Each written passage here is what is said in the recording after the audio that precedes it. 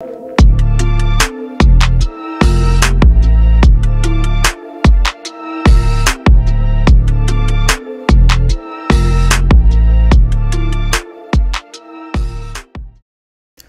Everyone, నేను మీ అక్షయ్ కుమార్. నేను పుట్టింది పెరిగింది 10th వరకు చదువుకుంది అంతా తాండూరులోనే. 100 ఏళ్లకు పైగానే దాటిన ఒక టెంపుల్ ఉంది, అదే భద్రేశ్వర టెంపుల్.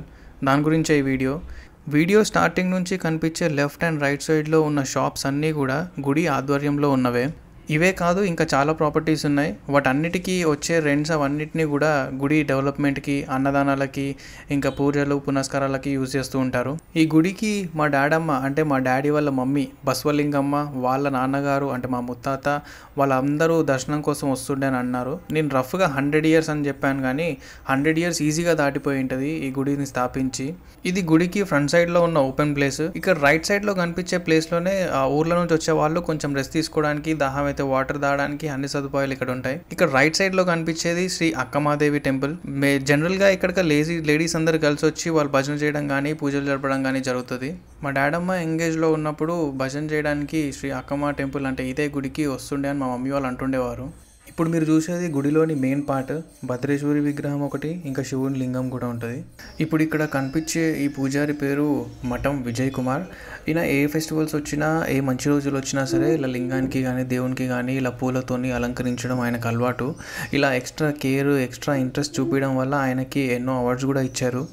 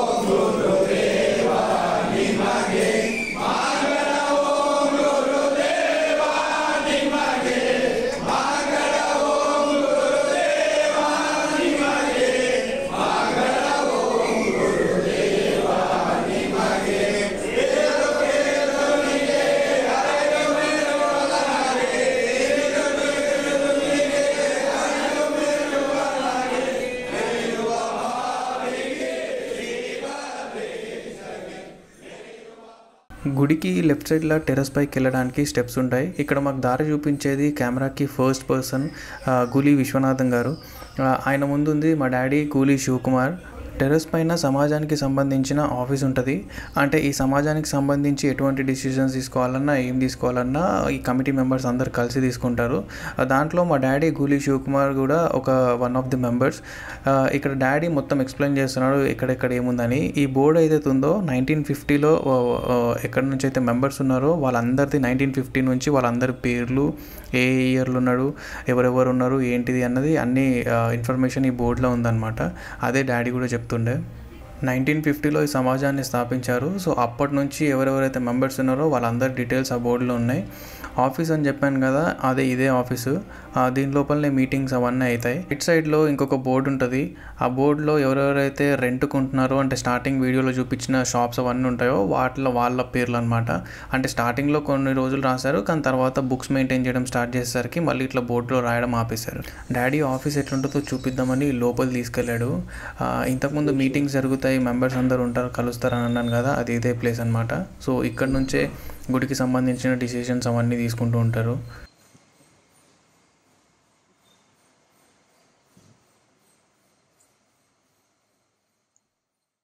దేవునికి సంబంధించిన కొత్త ఫోటో అక్కడ హ్యాంగ్ చేసి ఉంటే అరే బాగుంది కదా అని చెప్పి చూస్తుండే.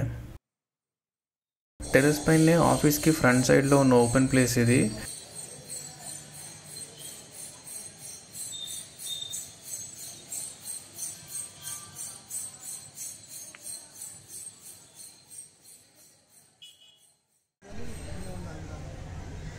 ఎందుకంటే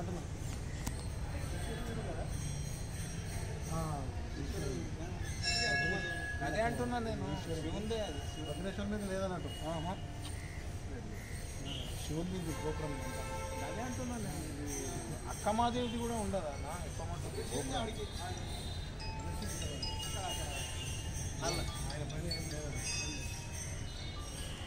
అక్కమాదేవి పైన భద్రేశ్వరం పైన ఏం లేదు. శివుని పైన ఉన్నదా? శివుని అదే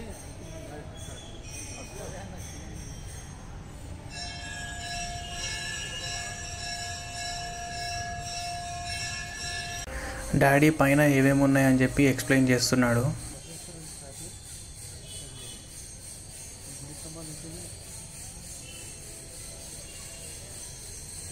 గుడికి పక్కనే ఆంజనేయ స్వామి టెంపుల్ కూడా ఉంటుంది.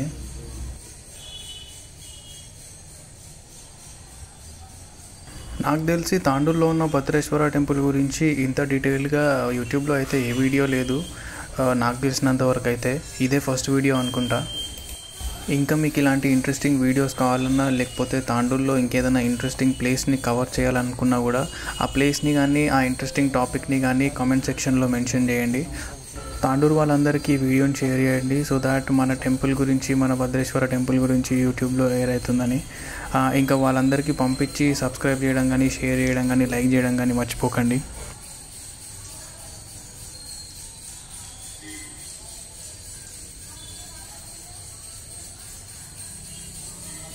దేని గోపురం